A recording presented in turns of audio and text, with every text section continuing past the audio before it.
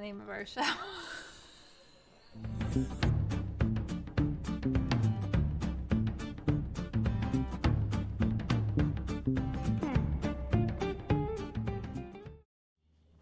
Hi, everybody, and welcome to The Large Glass. My name is Todd. My name is Terri. And this is our weekly show where we bring you a new artist or art-related theme to talk about every week. How's it going? And we got some usual suspects are joining us in the chat. Yes, they're already filtering in. Hi, Ben. Hi, Joseph Barbaccia. Audrey's here. Mom. Hi, Mom. Nice to see you. There's Shirley. Shirley Perlinsky. How's it go? Hello from the tavern. Shirley's in the actual tavern, which is kind of cool. Shirley lives in our neighborhood, which is a historic neighborhood, and Terry and I actually own the general store, and Shirley owns the tavern, which is where, Shirley, I think we should trade, honestly, because we want the tavern. Be more authentic. And given what you've been through, you'd probably jump on that right now. Yes. There's David Backus. Hi, David. David. Nice to see you. What do we have to talk about? Oh, we have a lot to talk about, I think. Yeah? Yeah, little odds and ends here and there. All right, you go first. Well, you want me to just jump right into it? I don't know. Do we have a pin winner? We do have a pin winner. And this week I posted a birthday boy, a day late, but I still posted it. And it was, and I never do this, I posted a sculptural piece detail from Donald Judd because it was his birthday, and Glenn Lavertu guessed it. Dead giveaway. Yes. I mean, of course, Judd is like one of my favorites. Yes. Or maybe my favorite. Yeah. Of all time. Yeah. So he wins a pin, although he'll probably turn it over to the next person. Yeah, Glenn always kind of volunteers his pin the other way. There's Jess Park. Hey, Jess. It says John has a work thing tonight, so he's the. Oh man, I'm gonna have to have a chat with him about this. That's just unacceptable. At least one of you always represents, which that's a good thing. That is Thank good. you. Yes. Thank you for that. So okay, so good pin winner, Donald Judd. Good. What else we got? Well, we got to see a really awesome exhibit in New York last Wednesday night. Yeah. At Mackenzie Fine Art on Orchard Street. Yeah, Gary Peterson's painting show at Mackenzie's brilliant. Yes. It is brilliant. It's a pop of color in a very gray area. So, right? Yeah, Because you walking off the street and all of a sudden the light hits you and so do the colors. We're going to do a review of that show as a small video piece. We're in the process of making that. That is in a hopper of to-do stuff that is like 9 miles long for us right now. So, and I'm sure David Backus is sitting there going, yeah, I know about that hopper. Yes. We're coming down the pike. We're gonna make it happen. Yes. Mike Rader's here. Hey, Mike. Jughead. Yeah, for sure. I maybe that's a term. Jughead. Jughead. You're a Jughead? Well, it's kind of like Jughead from Archie. I'm thinking Jughead from Archie, but yeah. I'll stop talking now. Okay. Terry's going to take over the show for the rest of the night. Actually, I'm eyeing up the drinks because I'd like Should we drink? Yeah. Okay. So I was happy. I was happy that our artist tonight, when we got together with her earlier and talked about what we should drink tonight, she said, "Well, I'm a Scotch drinker," and I was like, "Perfect." Oh, look, there's Marsolis. Our tried and true moderators here. Nice and so, of course, I got out my Glenmorangie La Santa, which, has been hanging around for a suspiciously long amount of time. And he got his beautiful ice cube. I got my spherical cube. I guess I shouldn't play with it. That's not good ASMR. Mike Rader says, "I coined it. I can have it." The Judd head. I hate username 67 says, "Bonjour." That's Glenn. That's Glenn, the winner of the pin. He doesn't like his screen name. Well, why Glenn, what are you drinking tonight? Here we go. A little bit of this. Yes. A little bit of that. Sandra, don't forget you got to mute. I think you somehow hit your mute button, but I'm just reminding you. Sandra's over there in the green room. We can see her, but you can't see her. Okay, so what episode are we? God, I poured a big scotch. Oh my God. It's the ice. The ice takes up a lot of real estate in there. So Thanks. it just That's generous of you. Elevates Thank you. The whole global warming thing. Glenn's having water with a lime. Joseph Barbaccia says, name and show in comments. Yes, I will put that in the comments for you in a second. More like Deadhead from David Backus. Yeah. Wait, who's a Deadhead? Judd? Well, Judd. No, I think he's maybe saying that I don't know. Maybe he's. I don't know. I don't Yeah. know. Deadhead or Judhead works. Yes. I'm down with either. Yes. Anyway, episode 93. Sandra Chamberlin's joining us tonight. We're really excited about that.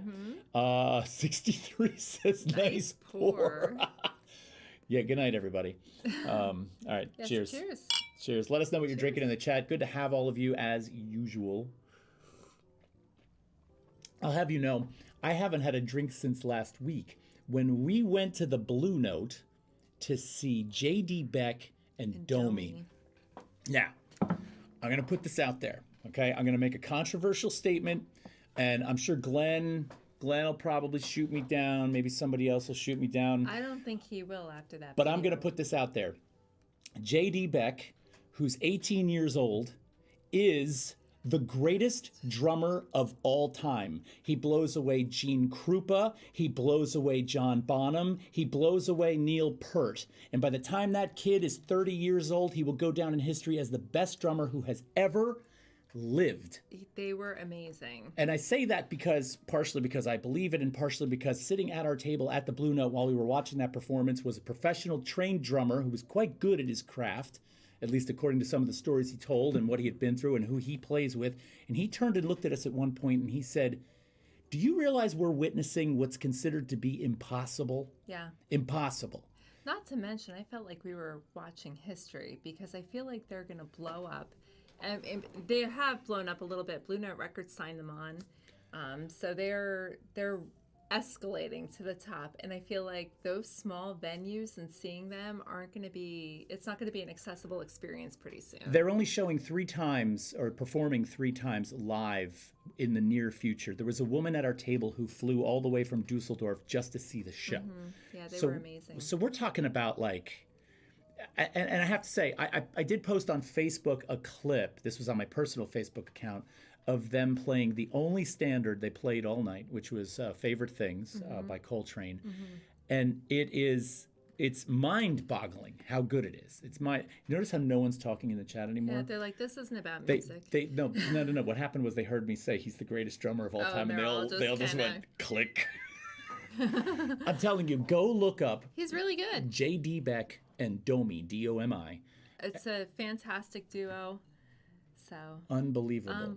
He's in the video clip. Yes, he's in the video clip. Yeah. And honestly, his best performance was not in that particular clip I put up. There was some stuff he did in other pieces that was like, I felt like a teenager standing outside because we saw them through the window and then they went out to their car and I was just, oh. Marcellus says, "Shush, no, we're immensely intrigued." Okay. Marcellus, can I call you by your first name in the chat? Because typically whenever there's a screen name that varies from the real name, I avoid the real name. But, sometimes I have a knee-jerk reaction to sort of want to just call someone by their first name, like Glenn Lavertu when he's actually I hate username 67. So let me know. You two also have your finger on the music pulse. Sometimes I prefer Marcellus. Okay, you got it. Or just Mar. You got it. I'm not going to lie. We found these two through TikTok. So we didn't even know about them until then. And then all of a sudden they started just. And there's I've been waiting for that honor, Todd. Can I call you by your first name, 63? Because I will. Let's put it out there. If you want to be called by your first name and not your screen name, I will do that. I can. Bill, it's good to see you. Yeah, if you want to be called by your first name and not your screen name, let me know. Yeah. Amazing work. Amazing. So I will put that in the chat for Joseph Barbaccia because he wanted to know who the show was that we went to see, and that is because I don't. Gary Peterson and Mackenzie Fine Art. Peterson at, is it MCKENZIE? It is. Gary Peterson is the name of the artist. Mackenzie Fine Art is the gallery. They're on the Lower East Side, and definitely check that out. Some of our other guests that we've had on the show also show at Mackenzie. So Jim Osmond shows at Mackenzie. Paul Corio shows at Mackenzie. So Glenn says he's pretty good, the drummer. I mean, there are a lot of players in history that are mind-blowing. Okay, agreed. And I'll give you that, but I'm still holding true to what I just said. Joseph Damiani's here. Hi, this is Joseph, Shirley's boyfriend. Yes, Joe, we know who you are. Hi, it's good to see you.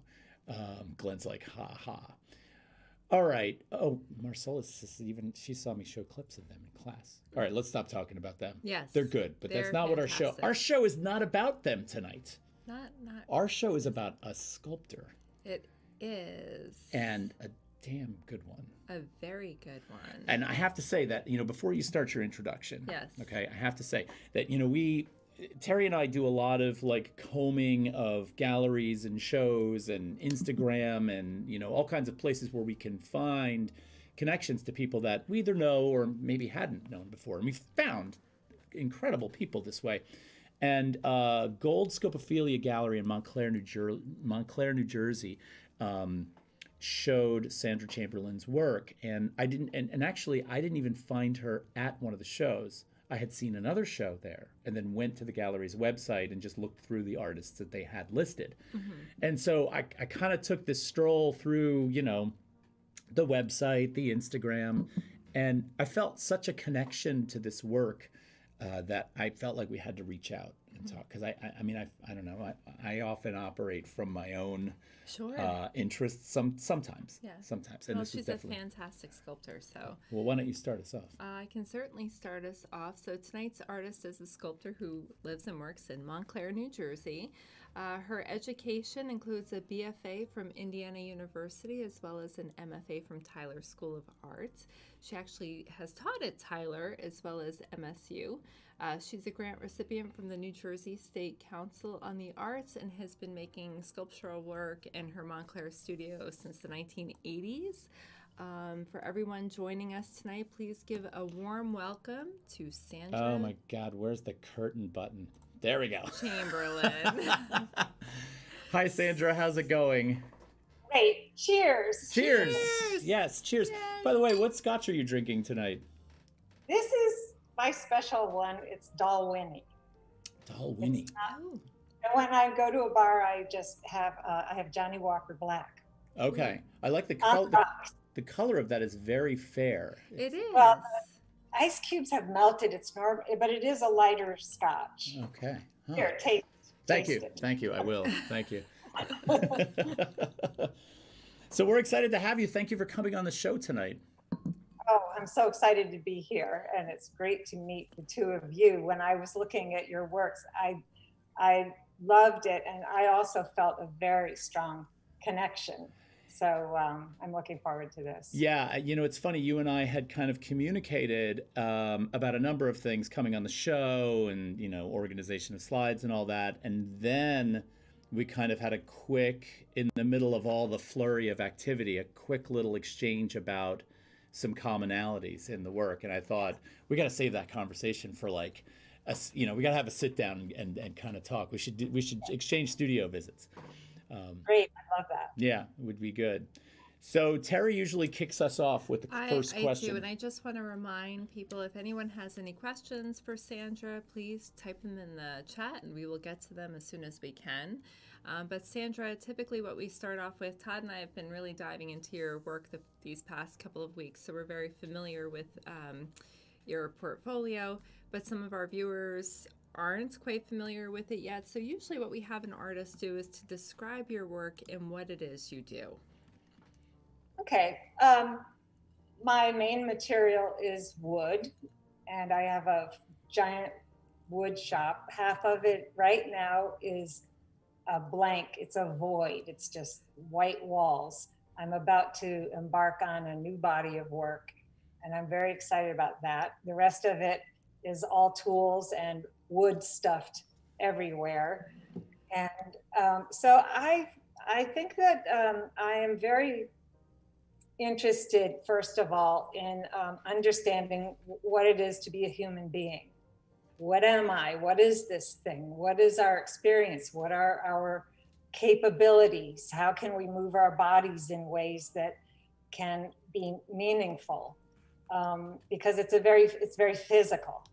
So I'm like a spider in some ways, weaving a web all day long. I'm making something. I'm a maker. So these shapes and forms for me are very much like words, and I began making individual words or object poems, which literally is a black line under some objects, because I believe that we do read our physical space in the same way we read a book, which is black ink on a white page. And incidentally, most of these wooden objects do have India ink, or they're burnt on the surface. So over time, I started with individual little parts of words. They became sentences.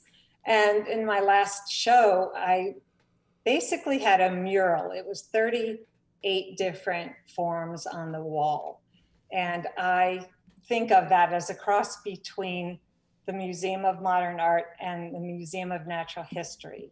I've always, since a child, been fascinated with the wall of diversity at the Natural History Museum, looking at what nature is capable of. Nature is the most incredible creative force, and it's making sculpture every day. It changes, it morphs, it grows, and I'm just kind of, in my own way, doing that very same process, because I too am a product of nature. So I think that I'm trying to distill down to the most simple and elegant forms what looks like a language, and what looks like someone who is seeking meaning and joy in what we can do. And I hope that there's some joy in it, and it's kind of what I have to do. And if I don't do it, I don't feel like myself. So being able to do it is wonderful. And to be able to have all the time now to spend on that is such an amazing thing. It took a lifetime before I got to that place where I could do it. One thing that I was going to mention was, is it okay if I jump around on our slideshow a little bit? Because as you mentioned, the Museum of, I wanted to kind of put up some pictures of the wall installations just so everybody could kind of get a sense of the diversity of objects that exist inside of that. I know that we have slides in a particular order, and I won't jump around too much. But, you know, I have to tell you, so first of all, thank you for sending us the catalogs from that show, which I'm really excited to have. We both read them and we got so much out of reading them because it's beautifully written as well, and it really adds to the sense of wonder. And I feel that with your work too, when you're explaining it, and when you're, even seeing an image of you standing in what you're creating, you really get that sense of exploration and all of that. Yeah, there's a couple of passages in here, and I would love to read a little bit from them actually, because I feel like it offers such a window into how you work and how you think about the work after the fact and during. By the way, everybody in the chat who's popping questions in, I definitely will get to them. Don't feel like I'm ignoring you. I will get there. But can I just read the opening passage from this book? Is that okay? Okay. Oh, I'd love it. All right. So it's titled The Museum of. As I jumped 25 feet off the top of a World War II minesweeper boat into an Alaskan fjord, I needed to time my jump in order not to hit the large yellow jellyfish floating in that dark water. The creatures of Alaska's wilderness were the wildest and most diverse I ever experienced. From the tidal pool world to the whales, it was a joyous experience to be the other in this world, a true outsider, the odd species. Here at the Museum of, a cross between the Museum of Modern Art and the Museum of Natural History, the diversity of objects includes abstract forms, hatch marks, creature/spaceship hybrids, a rib cage, punctuation marks, orbs, inner space, outer space, and procreation everywhere. And this is the part I actually wanted to make sure we got to in this passage. This is a place to contemplate and daydream about the large and the small, bench provided. And I feel like that last sentence, that tiny little sentence of bench provided, is so important. And I'm going to come back to it in a little while, but I just wanted to put a little punctuation mark there on bench provided. Can you tell us a little bit about that story and how it relates to your work? It was such an incredible trip. I was there for 1 week. And it is truly a wilderness. A wilderness is a place where human beings don't really exist. And we were fortunate enough to be on a very small boat with 20 people. And one day we crossed a little island that has no humans. It doesn't even have deer. It can't support that. The deer weren't able to get there. But what it does have is a tremendous amount of moss. And only 10 people a day are allowed to traverse that. So we were walking on feet. It was like walking on 5 foam rubber mattresses, and we entered and ended it. And I've forgotten what I was talking about, but so it made me understand how insignificant we are and how wondrous all these life forms that we share on this earth, how incredible they are. And it is this love of understanding the how much differences and how much diversity of form, how beautiful that is. And I can't imagine people being afraid of something that's different from yourself. It's probably the most exciting thing ever for me, whether it's people who are different kinds of people, or it's a different life form, or plants, or whatever it is. But that is about invention. It's about one's curiosity being piqued. And I think it's also about what stimulates us to have to understand something, because our brains are constantly trying to understand our environment and our place in it. And that is a lot of work. It takes a lot of energy, but it is also, like Alice in Wonderland, she's my hero because she kept her cool throughout all of those bizarre things. And she was always curious. And I think that's just a great way to go through life, being that way. Yeah, that curiosity thing and what you said about how we're constantly trying to understand our environment leads me back to this notion of bench provided. The notion of a bench in a museum or in a gallery is the gesture of have a seat and spend some time, right? It's this idea that you need to sit down, not even necessarily sit down. It's the notion of stopping time. Because if you sit down to observe, right, you're kind of giving yourself to the work. You're kind of saying, okay, I'm going to spend some time here. And I feel like your work, Sandra, when we sort of look at these collections, like the one on the wall in front of us now, or the one that Glenn Lavertue's mentioning in the chat, which I'll bring up in a second, there is a diversity, like you had said, and there's also a knowing and an unknowing. The knowing comes with the time that you spend.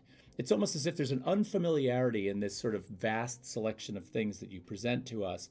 But then all of a sudden, as you spend time with it, while we might not necessarily be able to write down a definition or write down a description that makes complete sense, we know it inherently. Like it approaches us on a much more sort of humanistic or physical sort of level. Is that, I feel like that's partly why that's in there. Right. I mean, the longer you spend with something, the more connections your brain can make. You can start to see what the relationships are between things. And we don't exist alone, and we define ourselves by what we are with. So there's a story. You start to put more than 1, 2, 3, 4, 5 elements. It really does start to say a story and also bring up some questions. One thing I forgot to mention, and stop me if I'm talking too much. No, no. Is that I have these hanging ovals, and the reason I made those is because it is something that I think helps one think.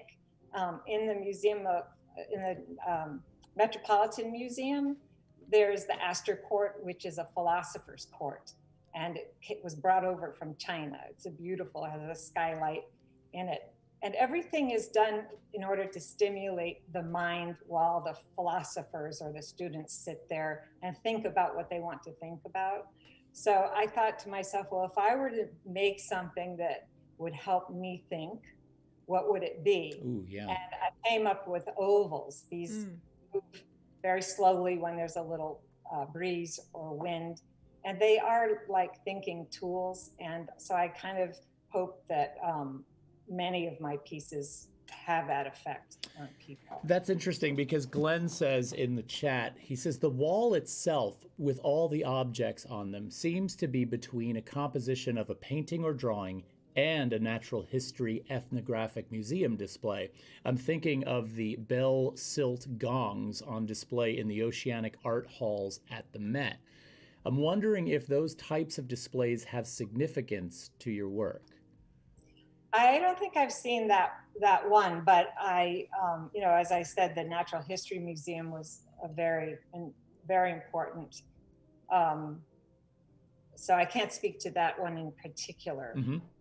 But I think growing up, to finally get to a big museum in New York, because I didn't grow up in New York, was mind-blowing. There's just so much information there, and it was so it just opened so many things, and that did make a big difference. So I spend my life seeking out things like that.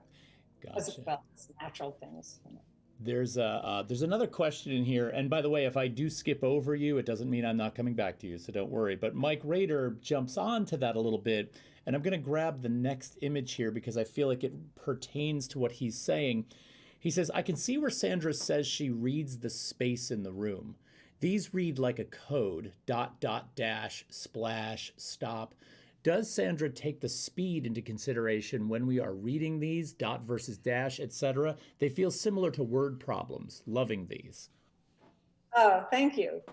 Well, I thought of this as handwriting, as a type of script, and it's called Kelp Garden because the forms after I finished reminded me a little bit of kelp fields.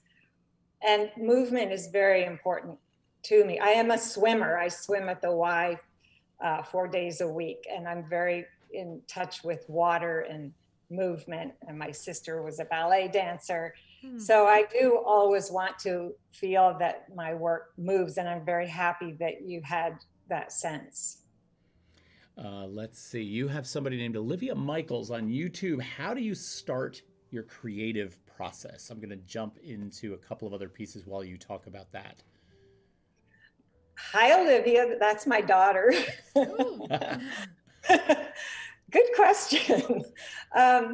Well, interestingly, if you have that slide, that Yves Klein slide, could you put that on? And also, right before I was in the studio and we were not able to get a good connection. So now I'm in my kitchen, so I don't have any of those studio resources. So because right now I feel that I'm trying to start something very new, the way that I want to do it is I've emptied the studio and painted the floor. Half of it's all white. And nature hates a void. And it's an opportunity to really sit there and allow myself to kind of empty out and make space, because emptiness is really not empty, because the minute it's empty, limitless possibilities exist there. Anything could crop up or appear. And I love this Yves Klein. This photograph is called Leaping into the Void. So I kind of feel that way, like, oh my God, I'm going to try to do something different. And, I may end up just following along my own theme, but mostly things begin with a little drawing from a little idea, that little, eye hand scribble, and then it might become a larger ink drawing. And if I love it and I've spent a week or so with it, I might start to make it. But it always starts with a little line drawing, something like that. And so that sort of reflects back to what Mike Rader was saying before, too, about how there's a kind of reads like a code, almost like writing, right? Because I feel like there's a lot of gesture of the hand present in these. Even when they feel a little bit more planned or organized, you can still sort of feel that there. Let's see, I'm going to pop to another slide real quick. I'm going to try and go in the order that we have them. You have a video that you wanted us to watch. Should we take a look at that? That'd be great. This is the Museum of. It's 2 minutes. Okay, so we're just gonna kind of be silent while this goes. I don't think there's sound, but we're gonna play it.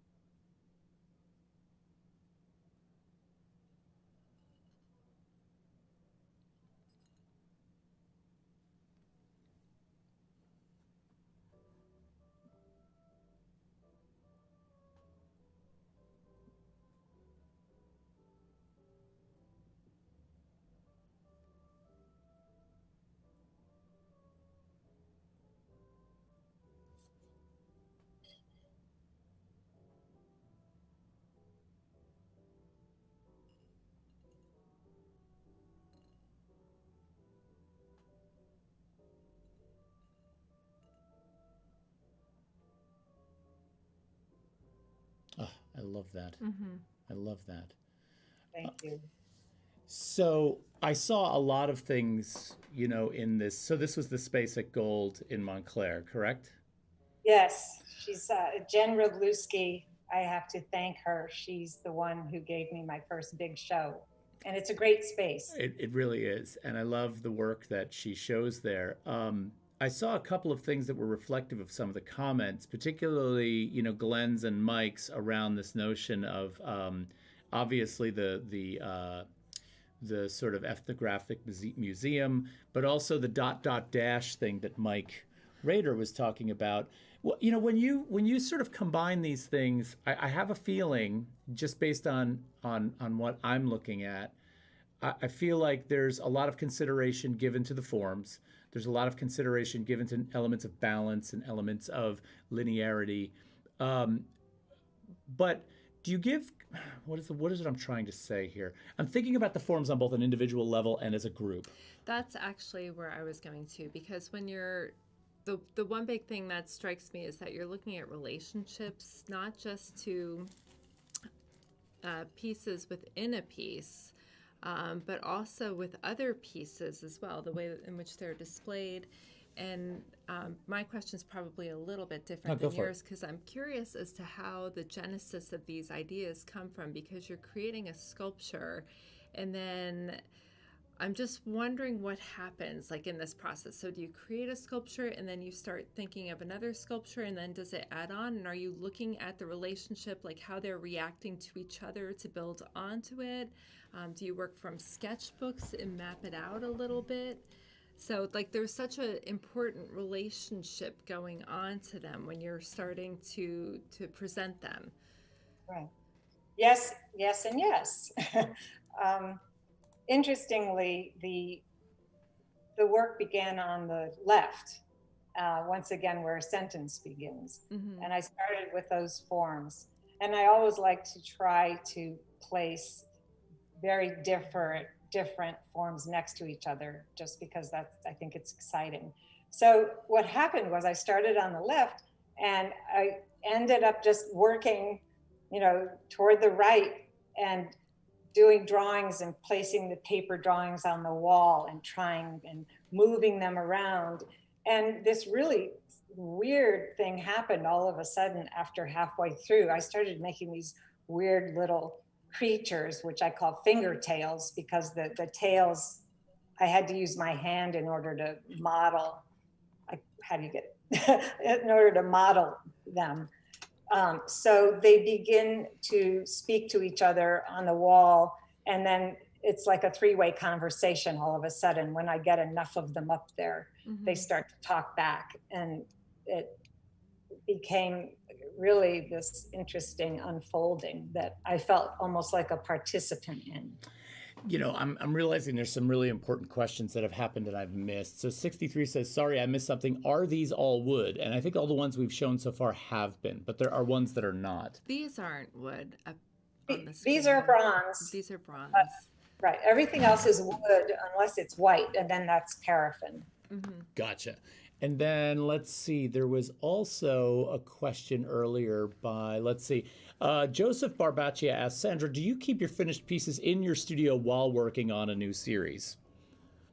Interestingly, I just packed everything up from this show and I stored it away. Whatever I didn't sell, I stored away, because I decided I really want to just have a clean slate in the studio. I do have a few in there that I can't put any other place.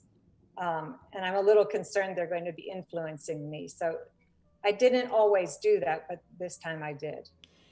So I'm curious, can we jump over to something that I actually kind of want to talk about a little bit, and that's the object poems.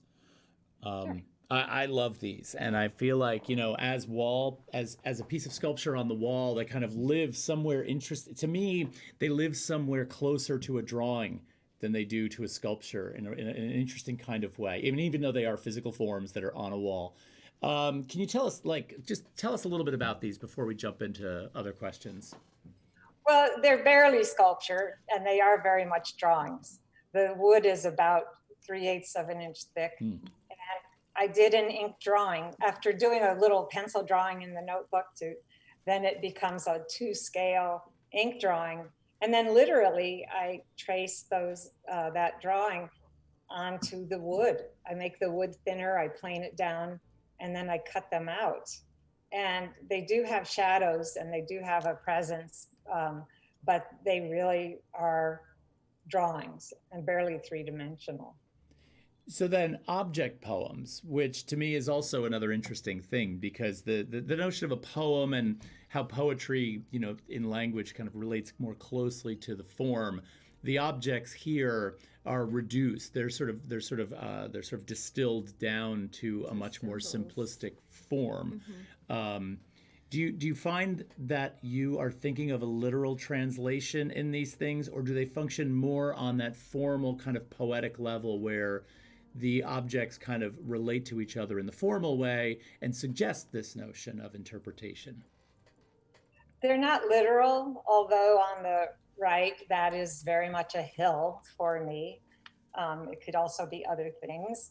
And they are, once again, they're like, that dotted line is kind of a little bit of a joke, because I'm playing with the fact that they're attached to the wall. So I am able to create this illusion of something floating that's not really supposed to be able to do that. It's a little gravity defying. And then that little thing next to it, which is like a tumbleweed, but it also for me is a shorthand for texture or movement as an illustration. So they're little illustrations, and a poem for me, the way it acts is that you don't always know exactly what it's saying, but you do get a feeling from it. and it does have a line under it, so it is language. So for me, I think you can look at this as well as words and still have the sense of some poem that means something to you in some form. There's another element to this, though, that I see, and I might be going for this might be a reach, but I also love the fact that the line underneath suggests it's like a child's landscape on some level. And there's directness to a child's landscape that is sort of, this is this. Not from a literal interpretation standpoint, but it's sort of like, here are all the forms on a single line. And the interpretation is always something we struggle with, right? Like a child brings you their drawing and you're like, oh, and you kind of like try to go into it. Some of us are better at that than others, but on some level, yours kind of has that simplistic approach in such a beautiful way that the poetry side of it it kind of just is almost obvious to me. And Mike Rader says, it's like visiting Lascaux in the future. Like the caves, like the cave drawings in the future. Yes. Oh, thank you. It's kind of great. It's a great comment. They are very, thank you. They're very simple, very simple. As when I was in elementary school, I had a lot of trouble because I just had a hard time making sense of what they were talking about, and I was staring out the window a lot. And I do have a piece called The Explanation, because things like this I can understand. And I almost thought, if I had understood as a child who I am a little bit better, I might not have felt so much tension about the teacher's complaints. That's no. not it. That's too bad we don't know these things until much later in life. Yeah, no, that's not it. That's not it. So, unfortunately, there is no image of it because I finished it so late. Right. I think Terri was going for the Kelp Garden one because it has a there's similar a similarity to it, but it's not quite it. And know, in your book on the show, I kind of want to actually read a little bit from the explanation as well. Do you have a picture there you want to hold up to? Yeah, go. Everything's opposite. Right. So it sort of has that similar vibe. Now, in order for us to talk about the explanation or for me to read this passage, we kind of have to look at another sculpture of yours first, called The Tick and the Pea. There it is. Which is right. So let's talk about The Tick and the Pea first, and then we'll go back to the explanation because I think this kind of needs to happen first. All right. Well, it's one of my favorites. It's The Tick and the Pea, and it's ridiculous, but it's it makes me happy. The pea is about, the tick is about 24 inches. It's off the wall. It looks like a giant pregnant thing sticking out from the wall. It's barely touching it. And then that pea is actually bronze, and it has a Rodin green patina on it. Oh, great. I didn't realize that. Yes. So I do like what I said about it. Could I read that, or is it too? No, please do. Yes. Please do. Okay. A giant bloated tick and a small green pea. What could be more beautiful or delightful? They are together, one grossly engorged, attached to the wall, and the other tiny, green, floating, and botanical. The ridiculous is sublime. The wild range of scale and material, the contrasting types of consciousness, and the way our mind is rattled to see these two as one is the beauty of nature's diversity, the rule, not the exception. They may not be like the earth and the moon, hardly made of the same matter, one a creature, the other a plant. However, there is something reminiscent of those celestial bodies as we flip back and forth with our imaginations between the reality of what they really are, plaster, cheesecloth, ink, bronze, and their narrative. I prefer the story. Yeah, I like that. And I love that notion of celestial body because they do sort of suggest that kind of orbital, one body against another, the gravitational force, the mass of one and the lightness of the other. But then there's something else. There's an imperfection in the tick that is just, a little bit disturbing, but at the same time, a little bit beautiful in the way it sort of contrasts with the wall and the flat surface of the wall. the way in which the bulge kind of isn't perfectly round. You know, it has a kind of, I think I find something really comforting in the imperfection in a weird kind of way. Right. Good. And I think that applies to all of the work, actually. You know, there's, you know, a lot of the objects that were on the wall before that we see that are either carbonized through burning or blackened through India ink. You know, as you look at them, there's a kind of perfection, imperfection. There's like there's a seeming kind of pattern to something or a slickness to something, but when you get close, the element of the hand is still present. Jess Park in our chat says, how do you know when you're done with a work like this poem, meaning before, or the larger wall that we saw? Do you have an idea of what complete looks like before it is before, or is it a moment that occurs as once underway? And I have an add-on to that of my own, and that goes to, what do you omit? Like when you're putting together something like that. But how do you know when it's done? And do you ever omit things as you're sort of compiling these spaces? Oh, yes. I try to omit everything, but then I have to put something back. Otherwise, there'd be nothing to look at. But it's, you know, like that big wall, I was changing things all the time, but I was doing it with paper after I made the ones out of wood. So sometimes I know that I'm done, even at the point where the paper drawings are still on the wall and they're not made yet. I'll just feel that the spaces in between these things are right and that the characters of them are right, because some are more serious than others, and even that's a balance that I think about.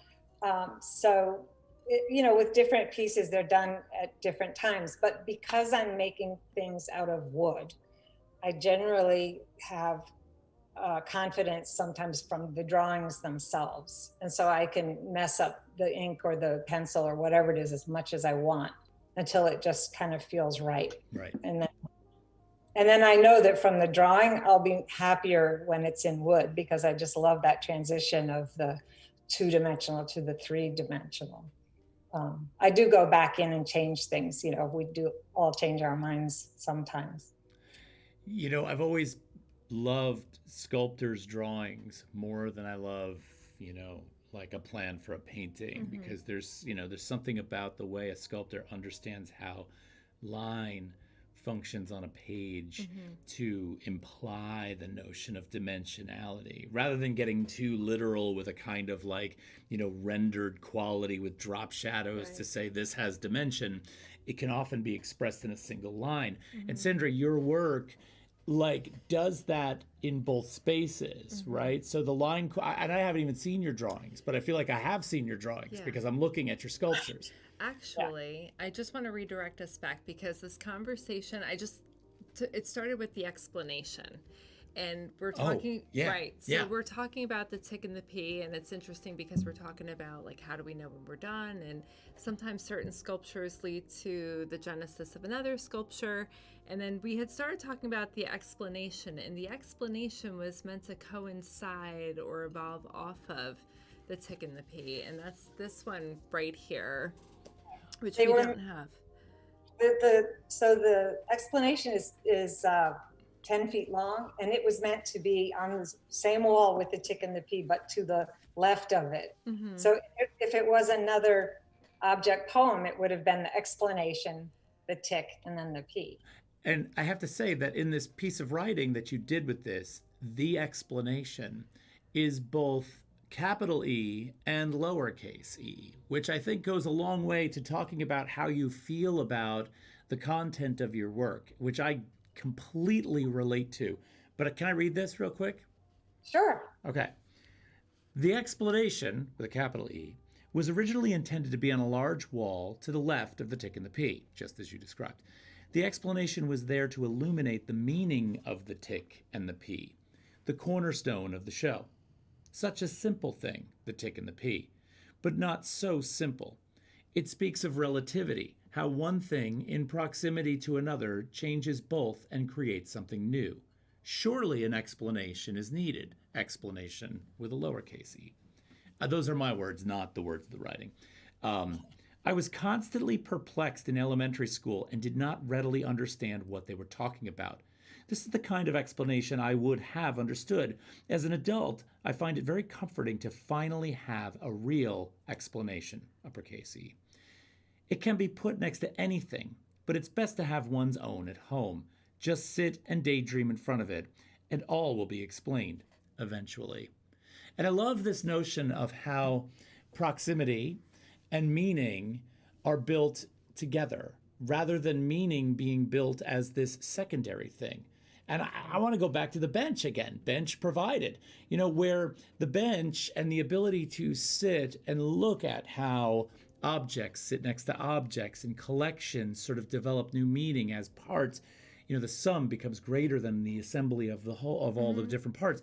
Like how all of these things sort of generate with time and a little bit of, the visual experience. Rather than this idea of the explanation, it's like, well, explain this. What is this about, Sandra? That's a terrible question, I feel like, a lot of the time, because I feel like the real explanation is in being with the work. Mm-hmm. Observing. Yeah.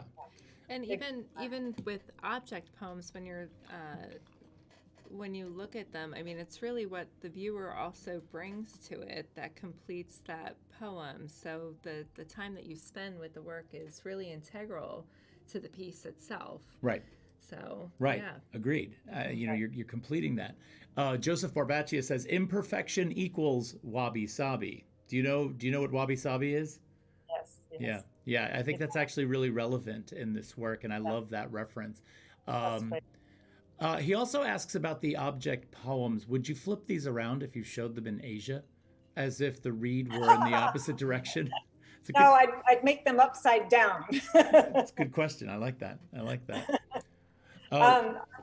Oh, go ahead. No, I'm just gonna pull up another very different piece so we can kind of look at a few other things as we're winding down on the hour. And I love your use of materials because it's really consideration of the organic. And even one of the earlier pieces that we saw when you're describing being underwater in Alaska, and it was a World War II association, and the wood that you used was actually purple heart, which I thought was an interesting correlation. So your consideration of the materials is really something. I love how wax and wire go together here, because the wire disappears in the drawing with the wax, and it's just this really beautiful dimension and disappearing and reappearing and meandering. I think this one is also a good example of that. Like, look at the way in which the wire, and I mean, I have to say, I think all sculptors at some point in their career try to, they fall in love with wax, and then they try to work with wax. And if they're not using it in the most utilitarian sense, whether it's for a lost wax casting or for some other application that leads to another end, wax itself as a material, to me, is really, really hard to get to work well. And I feel like you found the right sort of translucency in the paraffin and the connection to the wire. You let the wax be the wax and the wire be the wire, but yet it also becomes something other. Yeah, but just from a manipulation standpoint, agreed. The works as they're finished on the wall, they do exactly that. But from the standpoint of trying to manipulate that material, I find it to be a really difficult thing. I mean, Sandra's probably like, what are you talking about? It's easy. But No, it's a real sticky thing, because the wax, you have to melt it. So you melt it and it's liquid. And then you wait until it gets to the right consistency, sort of like peanut butter, maybe, when you can spoon it out and smush it around. The whole time it's getting harder and harder, a little like plaster. And then you can go back into it with a torch and some scrapers if you want. But it's a real alchemical kind of experience to work with it. And so here the wax is like paper and the wire is like ink on the paper. So it's a three-dimensional drawing on paper. Joseph Barbaccia says ethereal. And he makes a good point, because I love the contrast between these white translucent wax ethereal pieces with the other wall of the more charred black dense, void-like objects. They're almost like two poles of a kind of space, right? The black becomes a void, but the white is also like a kind of thing that's not there. Right, it is. Well, I like to read about physics. I understand about 5% of it, but the whole thing about subatomic particles is that there are some that appear and disappear. Some appear someplace else, and then sometimes they appear at the same time, in two different, it's the most bizarre world. It's like, Giorgio Morandi, I think, said there is nothing more abstract than reality. And it's so true. Yeah. It's wild.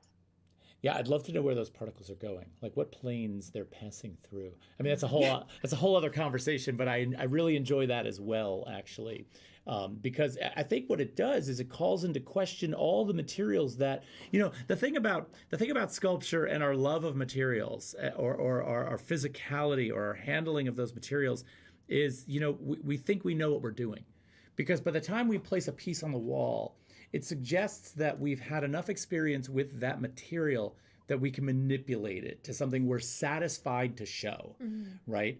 But then if you bring physics into the picture, it sort of, I think, reveals to us that we have no idea, or that we might not have an idea, which is totally fascinating to me. And kind of, I always feel like sculptors have to be the most on their toes, because the physical world is, or I should say, the physical limitations within the materials that they're supposed to be handling are constantly changing. Like when you move from wood to wax, it's a whole different game.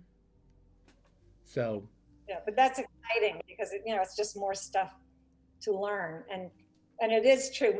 You don't hear about very many painters cutting off their fingers. So. That is true. That's right. I have all 10. I've still got all 10. Yes, good. This is kind of the mark of a, I don't know whether it's a success or a failure. I mean, maybe if we're missing one, we've got some major street cred, right? I don't know. Maybe. Well, I did rip my fingernail off this winter, so that was fun. But my goal is to keep all 10 fingers. That's my number one goal. I think it's a great goal. Hey, by the way, Wendy Letvin's here on Facebook. She says, "Hi, Sandra." Mike Rader says only ears in reference to losing body parts. I get it. Let's talk about this one real quick, because I think we haven't really gotten too close to these yet. They were in the video that we saw at Gold, and we've got a few minutes left to talk. But can we talk about these for a second? Sure. Oh, you want me to talk? Well, no, this is good. You can talk about them too. They're very much like the drawings, obviously, yeah. right? But they're very different from the object poems, sort of, in a kind of way. So, where do these live? Where do these live in your mind? So these are quite special to me. So the object poems with a line under it. Well, if you imagine those lines underneath curling up and making capsules. So you have 4 sentences here. Yes. And inside of these are some of my, familiar things like the hatch marks, and I have hills, and this one's very 3D, the one on the far left. And then you have the voids, the little circles. And then you also have another void, the very black inside of that one. And it's called Return to the Garden. And this was during the pandemic, which in some ways it was very difficult. But another way, it helped me go really inside the studio. And I hear this over and over from the other artists, my friends, who say there were fewer distractions. You were really able to dive deep. And I had lost a very dear friend, a photographer, George Ross, to the COVID in the very early months. And so spring was coming, and I was imagining working in the garden. We planted an herb garden for him. And so this is about this garden and a memory of him. Oh, that's beautiful. That is beautiful. Yeah. I was gonna, until you said that about your friend and how that goes to that place, I was gonna go off on a tangent, but now I don't want. Go ahead. No, That's I don't want to because I feel like it's such a nice memory of him. But it also makes me think when you say that you're really interested in physics and subatomic particles, and I feel like this is sort of like these are little atomic structures, and then I think about the tick and the pea and that sort of like this sort of relationship of two astral bodies, that are sort of, in space. And I feel like that again visited here. And then I think about that taxonomical wall of all of these objects together. And I think about, you even said there's an element of spaceship, there's an element of, and so I feel like all of a sudden now I'm having a whole nother look at this. I love the way the work reads on so many levels. We could talk about this from the standpoint of physics. We could talk about it from the standpoint of, ethnographic museums. We can talk about it from the standpoint of Martin Purrier. We didn't even bring up Martin Purrier, but I kind of thought that there was a lot of Martin Purrier references that could have been made here.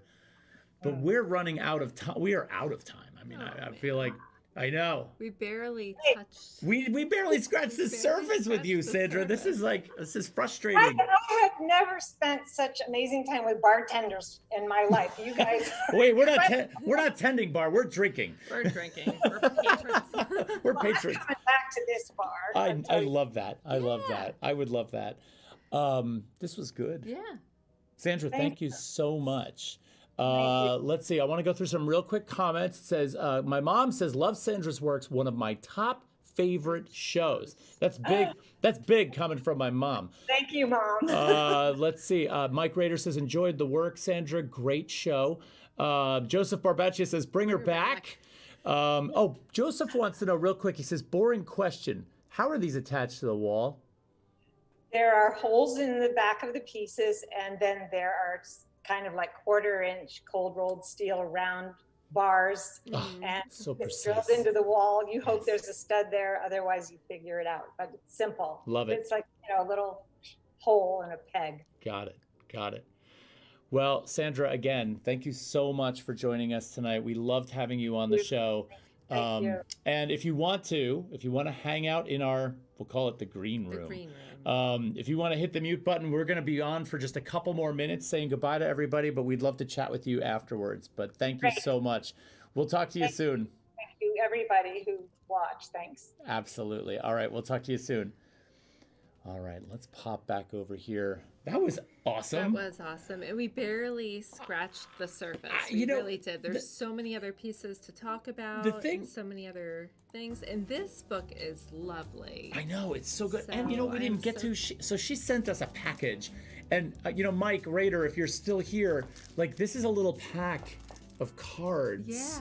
And I'm like, I don't want to. We should unbox it. He doesn't want to open it. David Backus is still here, and he's gonna laugh because he knows I'm not gonna open this.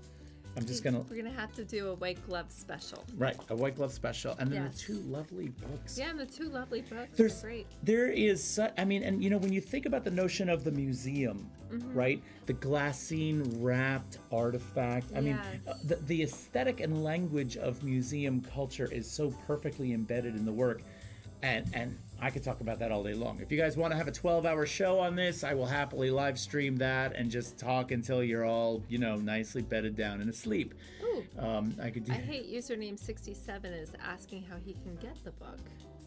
That's a good question. We will find out. We're going to ask Sandra when we go visit her in the green room and find out. David says, don't open it. Agreed.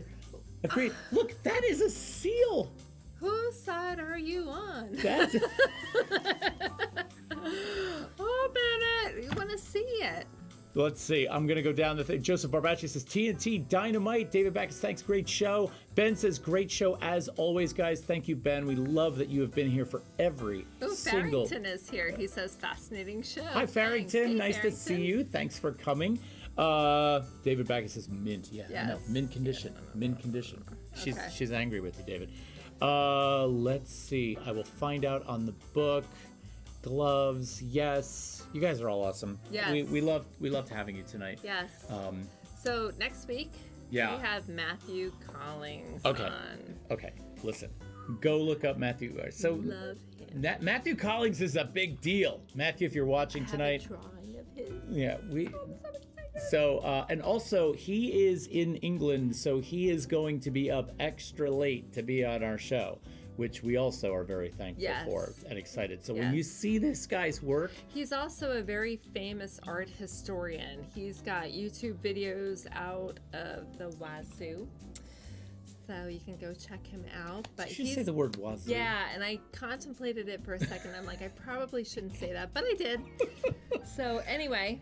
Yeah, it's going to be definitely a great show. Yeah. Let's see. Glenn's like, oh, wow, Matthew Collings, very cool. Yeah. See, so if Glenn says, Yeah, I love him so much. Yeah. So I'm very excited. Yeah, we're excited for him too. Yeah. And we've got some other great artists lined up coming down the road after that. We got Tom McGlynn the week after that. Yep. Jen Mazza the week after that. Yep. So we got some really, really great people And we're coming up on our 100th. So anybody have any suggestions? Let us know. All right. All right. All right, everybody. Thank you so much for hanging out with us. And we love all of you. Cheers. Have a great Cheers. week. We'll see you soon. Take care.